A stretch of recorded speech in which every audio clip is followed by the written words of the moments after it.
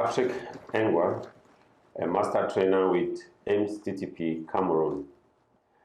We'll begin this training unit with some 3 quotations which I find very important for us to go through and which has a very big correlation with our training unit for today. The things you think about determine the quality of your mind. Your soul takes on the color of your thoughts. That is by Marcus Aurelius. And I go further. I seek not to know the answers, but to understand the questions. That is Confucius. And the last one, very important, mathematics is a game played according to certain simple rules with meaningless marks on papers. That is David Hilbert. And so you see mathematics, a game we play. After having had those quotations, which I think you will have, which will have a great impact on our training unit, I will say hello to you and welcome to this training unit, which is entitled Conception and Implementation of Activities in the Teaching and Learning of Mathematics. That is of the 3rd module, which is the Teaching and Learning of Mathematics.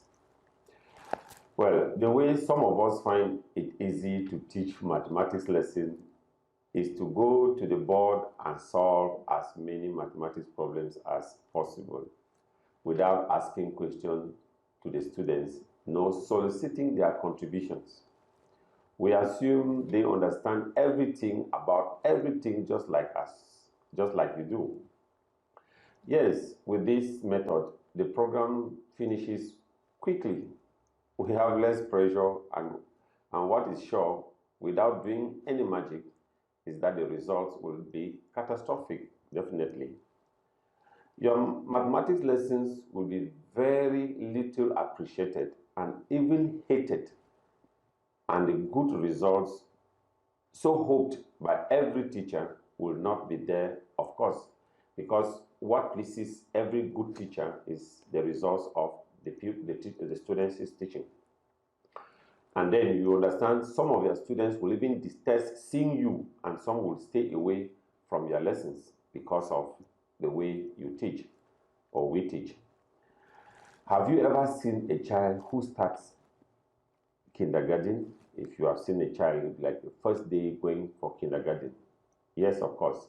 Some children cry on the first day, really cry, because they don't want to be separated from their mom or dad. And that is okay. Faced with an unfamiliar environment, resistance to change is very, very natural. But then, did you notice the enthusiasm with which they go to school all year round? You see them very happy, even though they were resistant, but you see them very happy, very enthusiastic all year round. And when it is a holiday, now you have to even make an effort to explain to them why they have to stay at home. You see, they have been very used to the environment, very happy, and even to make them stay back at home, an attitude which they started the school year with becomes a problem for you because they want to continue to go to school. You see, most students are happy when there is a public holiday or a pedagogic day or another reason, and it seems the enthusiasm about school is dying down. It is very common, like in our schools, you should understand, when there's a public holiday, you see students are very happy. When there is a pedagogic day, the students are happy. Because the enthusiasm now is really dying down. So it is very important that we have to ask ourselves, why is this enthusiasm in the students dying down? The children who were very eager, wanting to always be in school, but at the end of the day, you see them not happy to go to school. Why is it that way? So, in elementary school, in high school, in university, were you so enthusiastic to learn and to go to school? Were you? You ask yourself, were you so enthusiastic? Why? Where has this natural enthusiasm for learning from students gone to? What has happened or is happening? How can you remedy this during your mathematics lesson? That is what we are trying to come out. How can you remedy this enthusiasm that is lacking in students? How will you do in your mathematics lesson? Is it, first of all, normal? Is it inevitable? Can we avert that situation? So in this training unit, we will try to answer these numerous questions which we are asking ourselves. Indeed, we will mainly see how to revive this enthusiasm in your students during your mathematics lesson through the use of activity, which is the focus of this training unit. Now, we say by allowing your students to be the main actors through the construction of their own knowledge, that is the main reason for an activity in a lesson, that you allow the students to construct their own knowledge. As we will see later, doing activities in a mathematics lesson is one of the effective ways to help students acquire meaningful mathematics knowledge. Through manipulations, visual objects, and various activities, students are and will be encouraged to apply mathematics in their daily activities and to approach this subject with confidence and interest.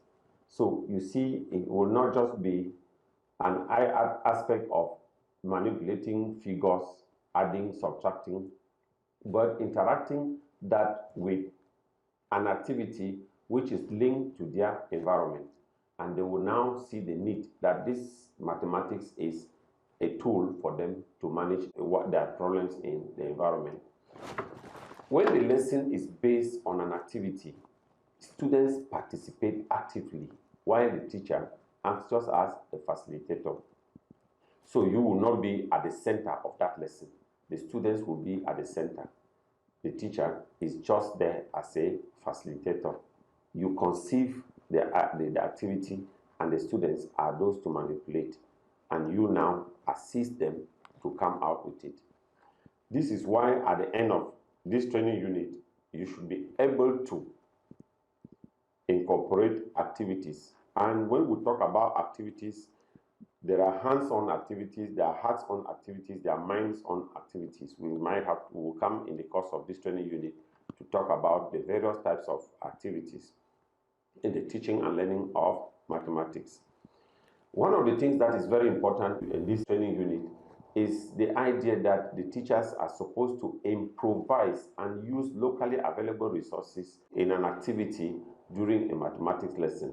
So you get into your environment, you get locally sources which you will use to come up with activities for students. Why are we saying so? You see, you don't need to fold your arms and say, no, the school has not provided what you should use. It is the teacher who will have to think and conceive, and very often there are locally available materials which are almost for free, which the teacher can use to come out with these activities for the students. As I said earlier, there are different types of activities. You have hands-on, which the student will have to manipulate. You have a hearts-on, you have minds-on, questioning, and so forth. So it is left for the teacher to carefully design these activities. And so they are varied, and you will have many reasons to get the resources left and right. And of course, the institution, the administration will be able to assist you what you cannot get locally. The teacher will be able to design, you are supposed to design and deliver an interactive mathematics lesson. Interactive mathematics lesson. Now, you need to create a list of low-cost teaching learning resources that can be used in a mathematics lesson. Yeah, we'll continue with this issue of activities in our lesson with general information on what an activity is.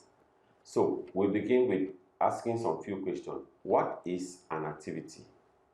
What are the different types of activities? As we said earlier, an activity can be hands-on, it can be minds-on, it can be hearts-on, and they are carried out by students, and this contributes to their mental development. Activities may require the use of concrete materials, shapes, graphics, models, images, videos real-life scenarios, posters, games, puzzles, and what have you to discover, and even experiments. So those will constitute what we call activities. They could manipulate, they could be questioning, they could be debates, they could be experiments, and so forth.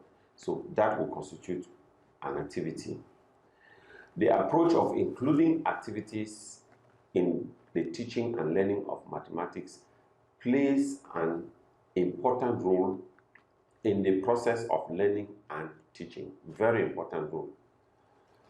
When your students view or manipulate teaching aids during an activity, they more easily learn new concepts.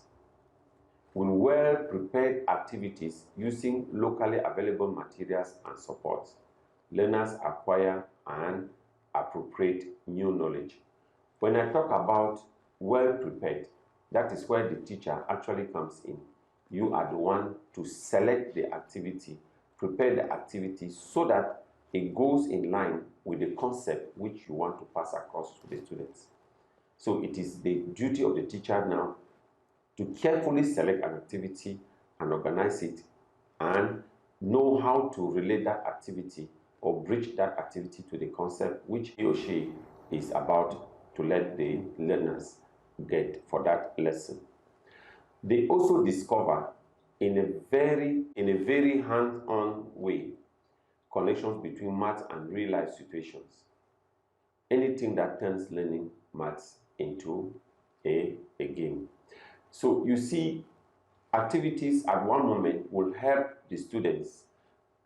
It helps that the students relate the knowledge, the mathematical concepts to real-life situations. When they manipulate, they see actually the link, and which is very important. Moreover, the math life is to real life what the wooden horse is to the real horse. That is something you have to, I will expatiate.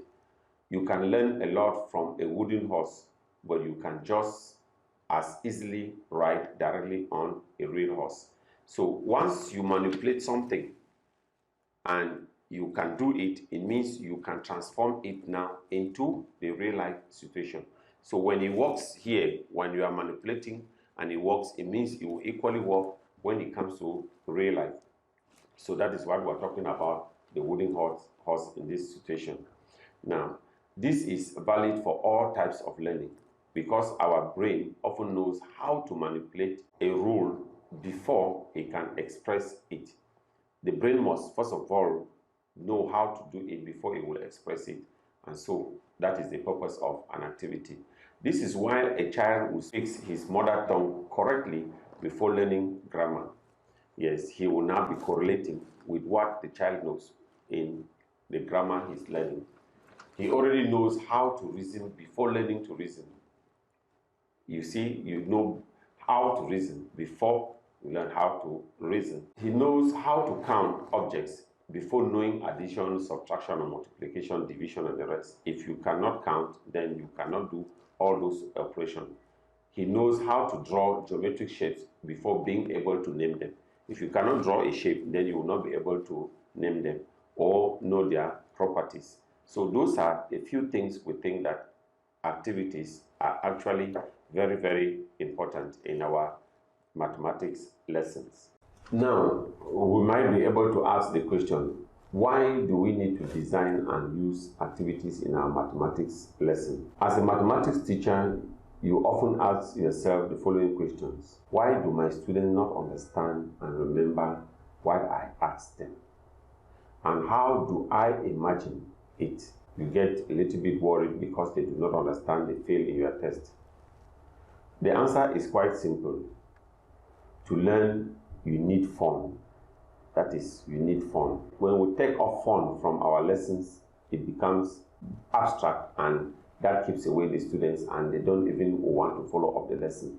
So you need fun in your mathematics lesson.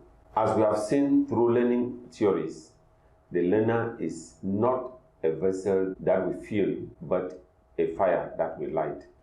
So that is what we always say. The learners are not empty. You see, they have quite much, And what we need to do is just to ignite what we have, and then we correlate, and then they develop more knowledge on the knowledge that they already have. This is why, as a mathematics teacher, we must make our learners test for knowledge, as they were naturally at birth. But how do we make them feel and have the enthusiasm for knowledge in mathematics? How do we do it? If we take a tour of kindergarten, we will see that the children are excited to go because they sing, they have fun, and so forth. When the fun in activities wears off, it quickly becomes a chore. So are your students enjoying your mathematics lesson? That is the question you ask. Are they actually enjoying your mathematics lesson? In an ultra-selective world like nature, where failure most often means death, play is the learning behavior that nature uses to teach. That is play, is what the nature uses to teach.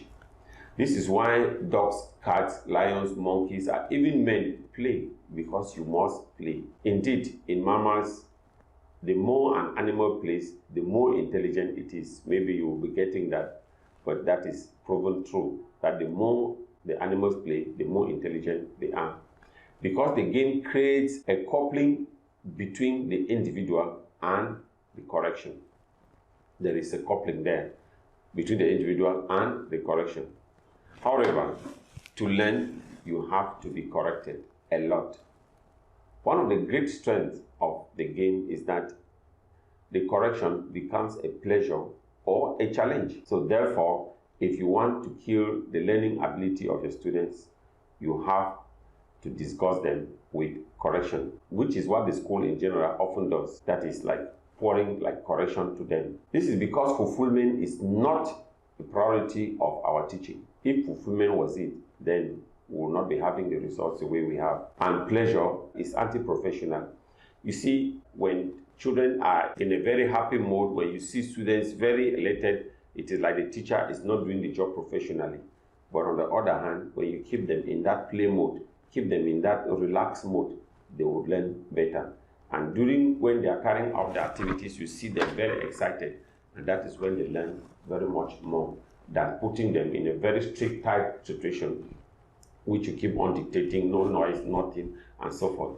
So you see the difference comes in there, because in doing the activities, it is a kind of game, it is play, and as they are doing, they learn better, they feel comfortable, and they are interested, their attention is gotten at that level. And the worst thing is that accustomed in our childhood, adults who have become teachers import the state of mind into teaching.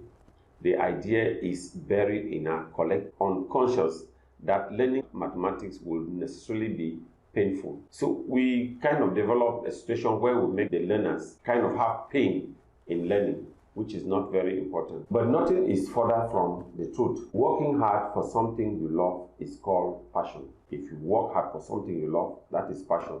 And that is just what we require from ourselves as mathematics teachers, doing the job with love. And when we do it with love, it becomes passion, and the job will not be tedious.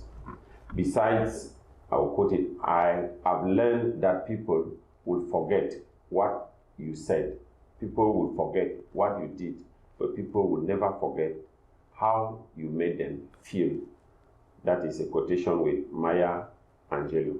This is why, to resuscitate this enthusiasm in the students, you must go through activities which allow your students to participate during your mathematics lesson.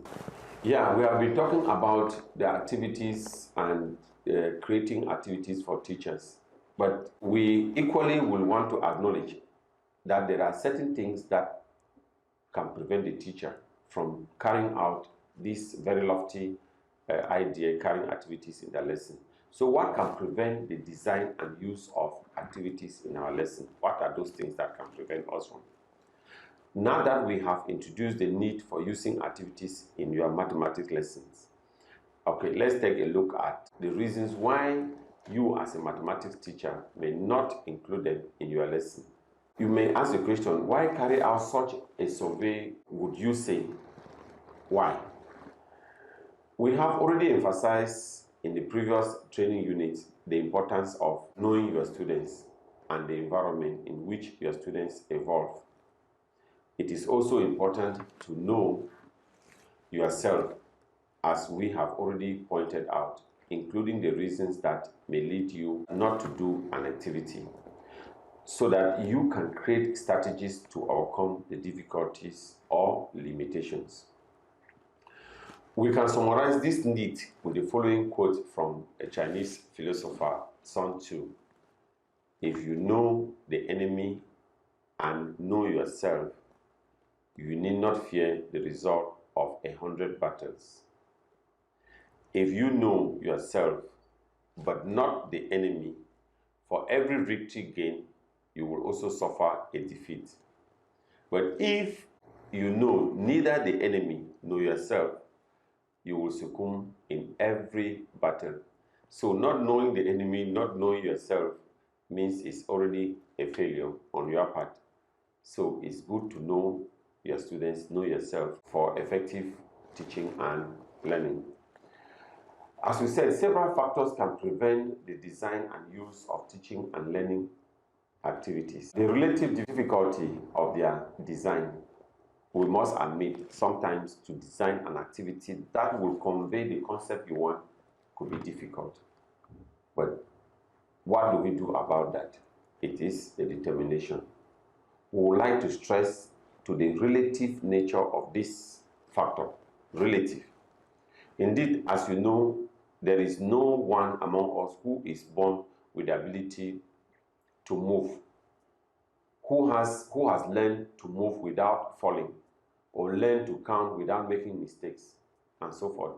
So, in as much as you know a child is born, the child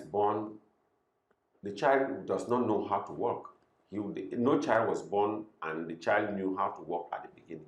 The child had to learn to walk. And learning to walk definitely will be falling all along as the child is learning, but end up walking.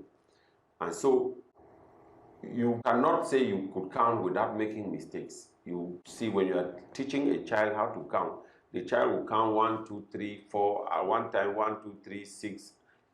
The child will make mistakes. And we know in order to create these activities, it is not because maybe we had a mistake in one or the other that will stop us.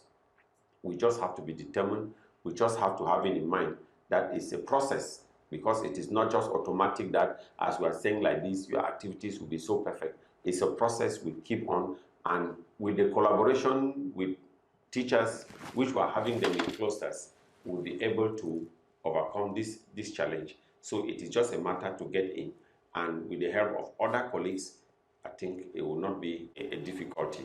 To be truthful, when you think about it, you will look like it is impossible. Just as the child who has never stood up will see it almost impossible for him or her to walk. But as we practice, at the end of the day, the child will be running around.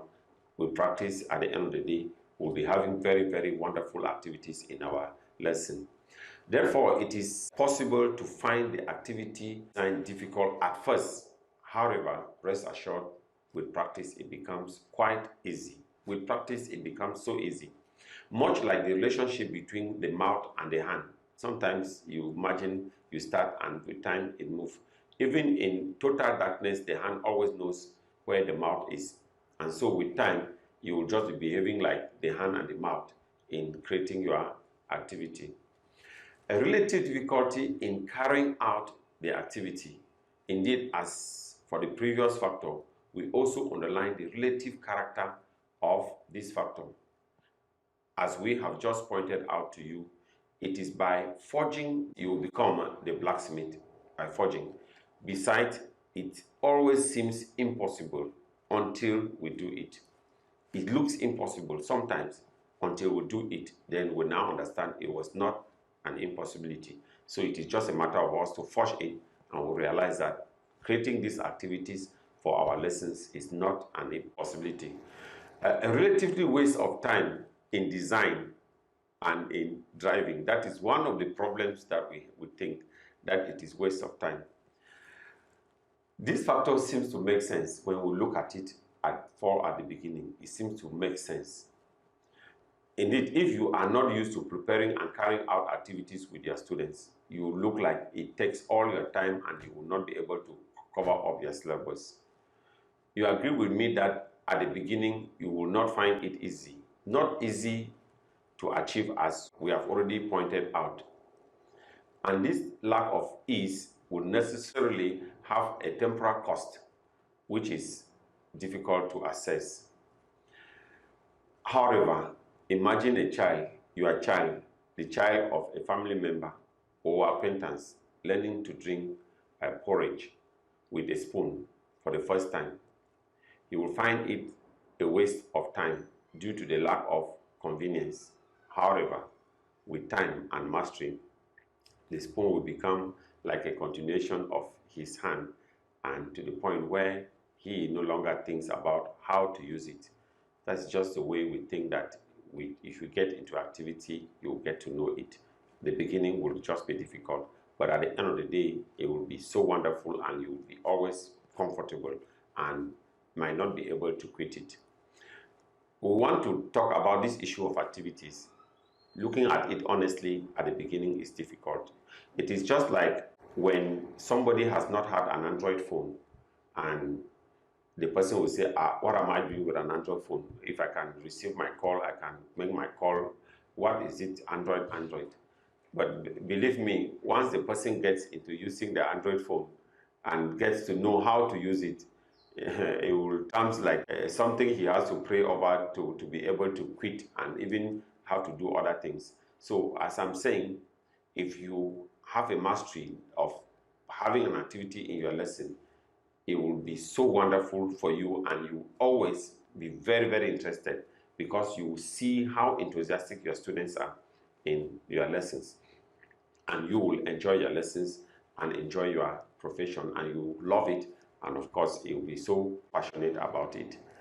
The need to quickly end the program. That is one of the things that we are seeing, that there's a need. You always think that you will need to end your program and activities will not make it possible. This factor is the consequence of the previous factors. However, we can assure you that with a little practice, after 2 or 3 weeks, you will see for yourself that it is more practical to determine the program in this way, making sure at the same time as your pupil effectively participate in the design of their knowledge. At this point, we have just one question for you. Are you up to the challenge?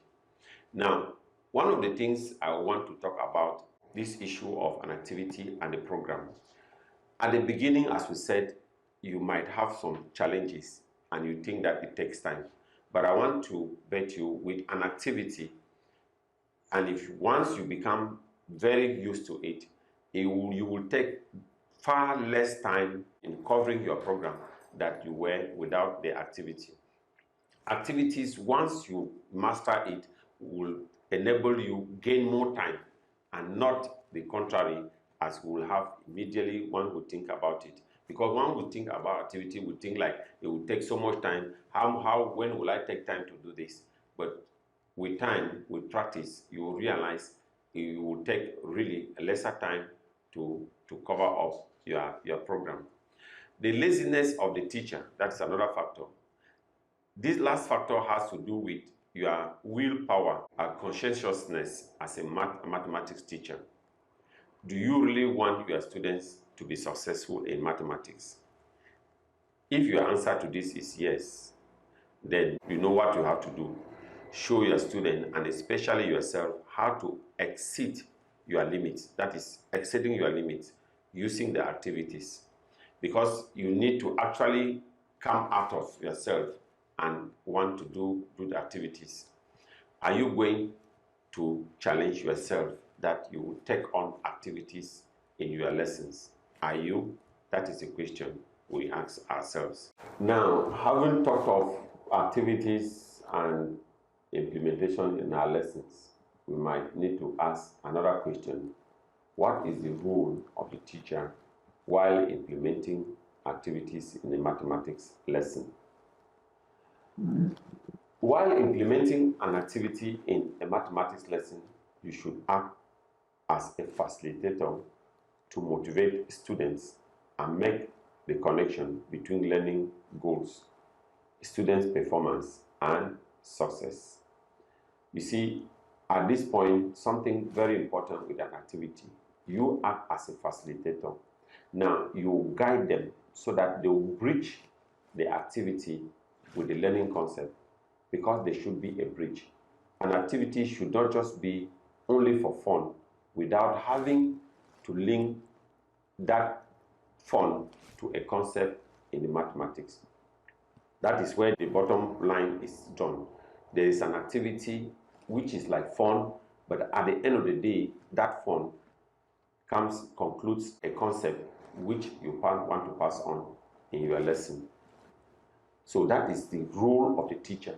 You conceive the activity, and such that you coordinate it, you facilitate, and at the end, it links up to the concept which you want the students to take home. Indeed, it allows to place more emphasis on the process by which students participate in learning activities rather than on the knowledge required. So the process is very, very important, because when the process is well outlined, the concept will be understood. It is not just the result that is necessary, but the process getting to that result, because it is that process that gives them the confidence and makes them feel confident that what they are saying is true, because you have passed through a process, a scientific process, and you get to a conclusion, and you are very sure of that conclusion. So the conclusion itself is important, but what follows is the process to get to it. So another thing is that you let the students build cognitive skills applicable to the acquisition of other required skills and knowledge. You see, they will have skills which they will need to acquire other skills.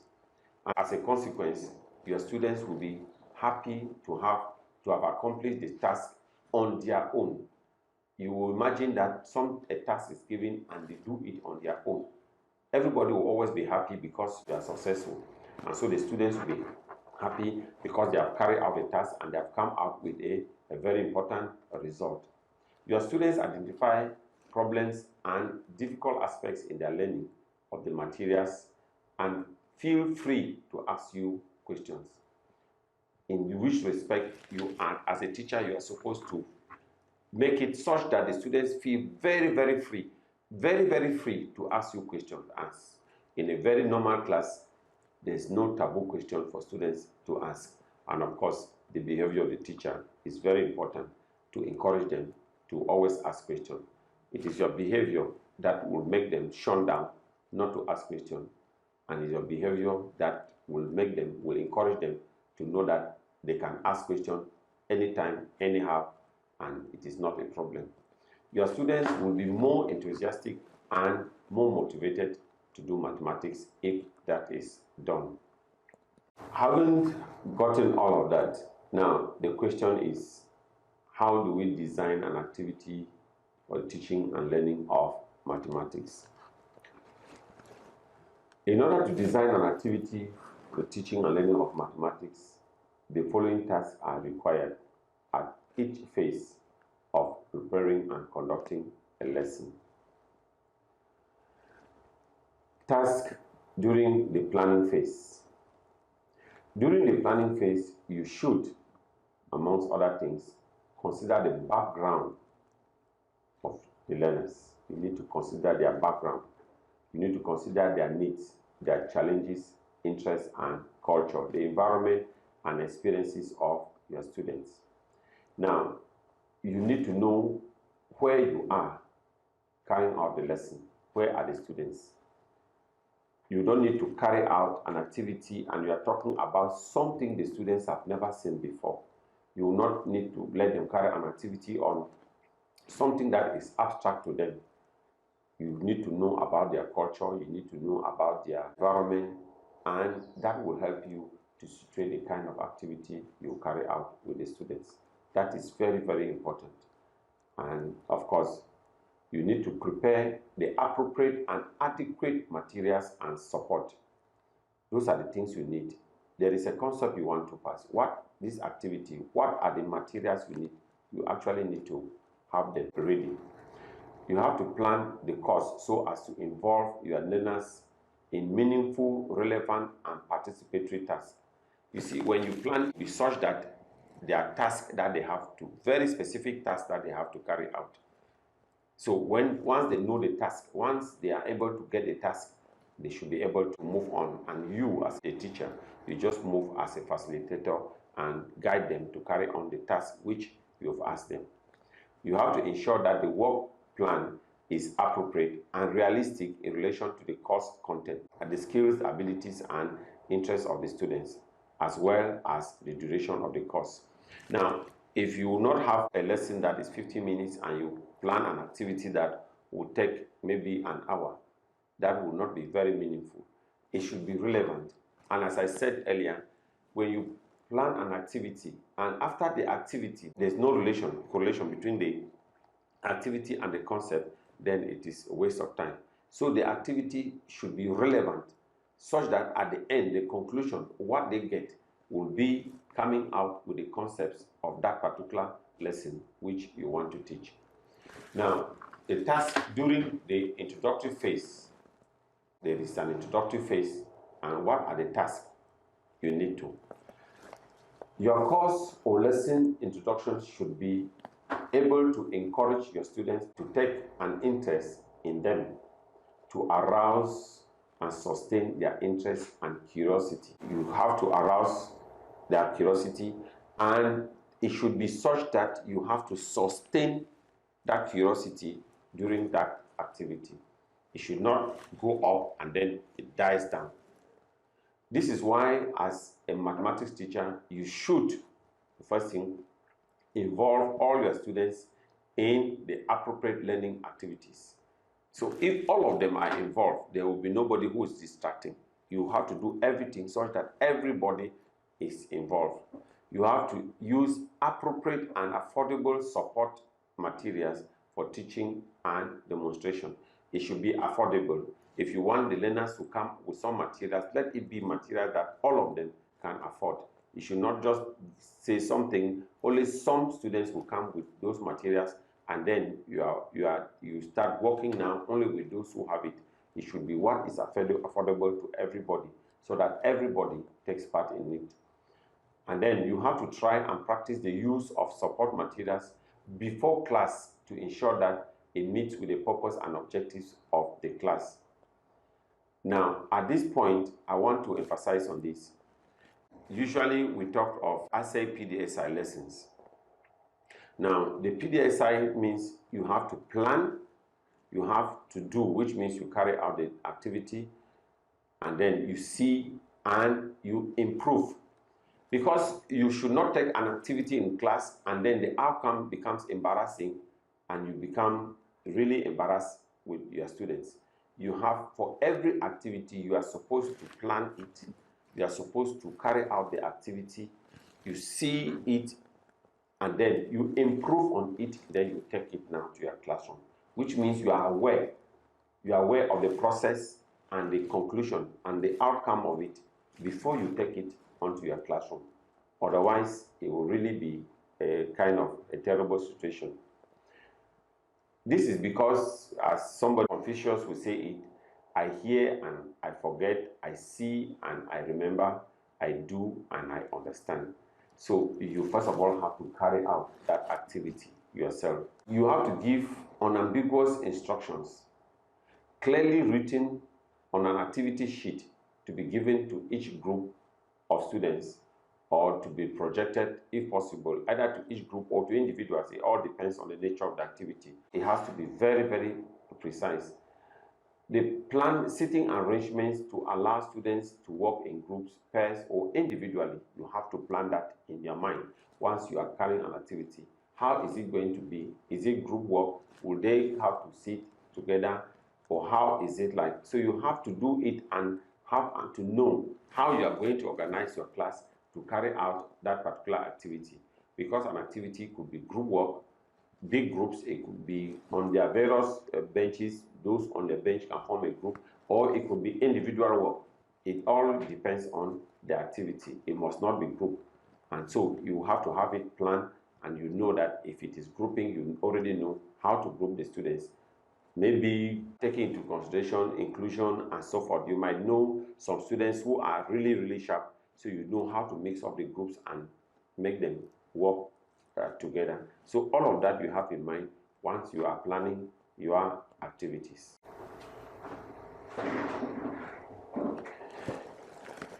Yeah, you know, before I come to this question, we have a practical example here. As you know, an idea is of no value if you cannot put it into practice. An idea is of no value if you cannot put it into practice. This is why in this part, I will present an example of an activity to you. During an activity, it is recommended that students work together in small groups, although the activity can be done individually. That is why in the following, we consider that the students work together on the activity. After you have organized your classroom into a small group or into groups, it is recommended that you present the problem situation to your students. You can read it to the students, project it on the board, display it in a classroom using a large format or a chart, or even hand it out to the students on worksheets. There are various ways you can present it to them. And if you, of course, you have to write it on charts, make sure that the charts are visible enough for all the students to see at all the angles of the class where they are sitting. The activity sheet, which must be given to the students, must contain a set of questions or activities for the students to work on to come out with the concept to be learned and to deduce at the end of the activity the rule, the property, the theorem, the definition, and so forth. That's what I was saying, that there is a concept or there's a theorem or there's a definition you want to come out after the activity.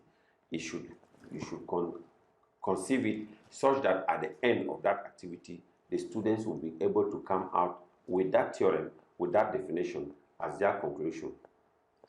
The way you place it might not be the best, but at the end you coordinate it and put it mathematically correct using mathematical language and symbols, but the idea will be theirs and the theorem or the definition must have come from them at the end of the activity. Each question asked should provoke reasoning and mathematical thinking in your learners. The question must be such that they have to think. If it is not, then it will not be a very meaningful activity. For the purposes of this training unit, we are going to focus mainly on the activity itself. The activity that I'm going to present to you is an introduction to probability. Such an introductory activity to a course should allow the learners to define their own terms, the different basic concepts linked to the new notion to be discovered. This is why the activity that I'm proposing aims to define the following concepts in probability. These are concepts we know: event, probability, and equiparable events. It may happen that you need additional material to carry out the activity. This is when your preparation comes in. Indeed, if you have prepared your lesson well, the material needed for the activity will have already been identified and the arrangements made so that your students can have access to the material. Which means in doing this, sometimes you already make your students have the materials well ahead of time. For this activity, in addition to the blackboard, we will need the following equipment. That is the activity to introduce probability. The coin pieces will need 100 francs coin, will need a 50 francs coin or 25 francs coin. Then we need the activity sheet. Now, before starting the activity, you must ensure that all your pupils or all your students have the necessary materials. Do they have those coins? And as I said, the materials should be such that the students it could be affordable. And as of now, if you are told the students that you need a 100 francs coin, you need a 50 francs coin, you need a 25 francs coin, well ahead of time, the students will not be embarrassed. They will be able to get it and have it to use with you in class. And as I said, you are not like asking a 500 francs coin, because some students might not be capable of having it. Obviously, at this point, you already know the role of such an activity sheet. You know it. Now, let's take a look at its content. As we already pointed out to you, activity sheet contains a set of questions or instructions intended to guide the reasoning and mathematical thinking of the students. Let's see together what can be the different questions and instructions of our activity sheet for this particular activity. Now, one of the questions could be, what coin do you have? That's asking the students, what coin do you have on your activity sheet? This question allows your students to identify the materials to be handled. They will be able to tell you in that question that they have a 100 francs coin, a 50 francs coin, or a 25 francs coin. Yeah. Now the next question, what makes it possible to identify the stack side of a coin? What makes it possible? There are two sides of a coin. What makes it possible to identify the stack side? So what makes it possible to identify the face side of a coin? So last two questions, question 2 and 3, allow the pupils to differentiate between the stack side and the face side, which represent the possibilities of throwing a coin. Those words I'm using, we're talking about the tail and the head. That is usually the way we call it, the tail and the head of a coin. Those are other words we could use. So choose a member of the group who will toss your coin and drop it freely on your work table. That is an instruction you are giving to the learners. What result did you get? So they will be able to tell you the side. As I said, we are familiar with tail and the head, we could talk it. So you could have a tail or a head. Two neighboring groups, what they got. They could now, out of their group, ask the next group what they got as a result after tossing the coin. Do they have the same result at your group? You'll be able to answer the questions. This group, they had the same, or they had a different result. Now, what are the possible contingencies that you can get by throwing a coin? What are the possible contingencies that you get? The possible. This question will help your students to conclude that there are only two contingencies when throwing a coin, because when they see it practically, they'll see it is either the stack side or the face side. That's either the tail or the head. So, using your coin in turn, throw it in turn by letting it fall freely on your work table and complete the following table using the results obtained. Use F for face side and S for stack side. You could use F and S, you could use the tail and T and H for tail and head. So you give them that command and they will be able to flip the coins. This question will allow your students to quantify the possible contingencies with the repetition of the same event. How many times did each side of the coin appear? This question would allow the students to begin to see the equiprobability of the event. And now, compare your results with two neighboring groups. Do you have the same results? This is another question. This question helps your students understand that the results may vary depending on the group. Now, if your group has to toss the same coin 20 times, how many times does each member have to toss? If your group has to toss it 20 times, how many times would each member have to toss? If each member has to flip the coin the same number of times, that is in that respect. So how many each member has to flip it the same number of times? Now, we will see that the objective of this question is to determine the number of throws that each group member have to do on the previous question in order to allow each student participate in the experiment and not just a few, because you give the possibility now everybody should participate in the experiment or the activity. Now, you will repeat question 6. This time, if your group must flip the same coin 20 times, and you complete the table as you find on your screen. How many times did each side of the coin appear this time? That is another question which they will have to answer. And this question will allow your students to see that as the number of throws increase, the number of stack and the number of faces are almost identical, if not entirely the same. Yes, so the number of heads and tail will just be about the same. Now, compare your results with two neighboring groups. Do you have the same results? What is the difference between the number of heads and the number of heads of neighboring groups? You see, this question allows the students to confirm the previous result with neighboring groups. Now, you ask, what conclusion can you draw on the number of heads and tails after 40, 50, or 100 throws? You see, that is where they now have to think, taking conclusion from what they have been doing.